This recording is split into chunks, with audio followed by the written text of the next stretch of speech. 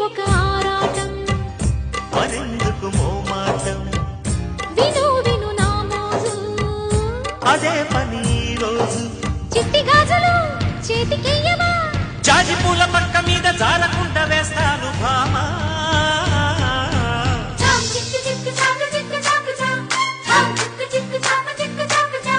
బుగ్గమూతి బుజ్జి మొక్క రంగు చేసుకుందిరా